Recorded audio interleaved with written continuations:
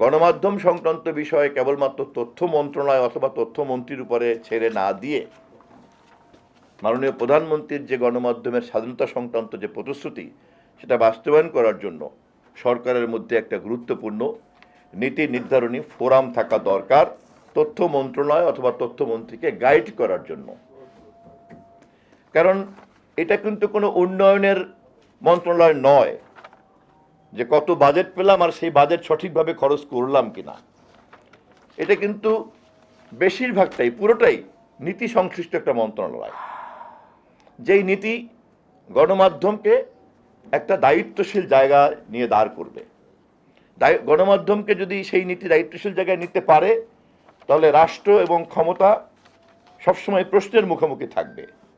রাষ্ট্র এবং ক্ষমতা যদি সবসময় প্রশ্নের মুখে থাকে তাহলে সে ভুল করতে পারবে না। সে যদি সঠিক পথে থাকে তাহলে দেশ সঠিক পথে এগিয়ে যাবে। সুফল পাবে কে? দেশ পাবে। তাহলে গণমাধ্যমের ভূমিকা কিন্তু কোনো ক্ষুদ্র গোষ্ঠী, কোনো ব্যক্তি অথবা আমাদের ডেমোগ্রাফির কোনো পকেটের জন্য না। গণমাধ্যমের ভূমিকা কিন্তু সম্পূর্ণভাবেই আমাদের দেশের সমস্ত জনগোষ্ঠীর জন্য।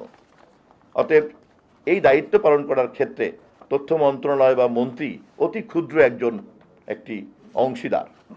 এবং অবশ্যই আমি মাননীয় প্রধানমন্ত্রী এবং সরকারের পক্ষ থেকে যাতে একটা সঠিক পরামর্শের জায়গা থাকে এবং নিয়মিত যাতে পাওয়া যায় সেই ব্যাপারে মাননীয় প্রধান অতিথিকে, আজকের প্রধান অতিথিকে, মাননীয় মহাসচিবকে, আমার শ্রদ্ধাভাজন নেতাকে অনুরোধ করব অনতি বিলম্বেই তিনিও যেন এই ব্যাপারে উদ্যোগ গ্রহণ করেন।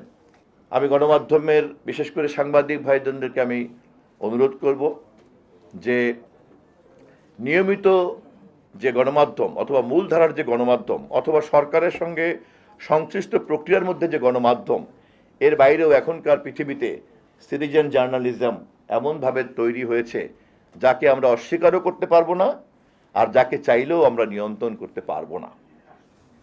এই বাস্তবতা সম্পর্কে বিভিন্ন সময় আমরা গিবাদ গাই বটে, এই বাস্তবতা নিয়ে আমরা বিভিন্ন সময় আমাদের অস্বস্তি প্রকাশ করি বটে, কিন্তু খুব কম লোকই পাওয়া গিয়েছে এই বাস্তবতাকে কাঠামোবদ্ধ করার জন্য।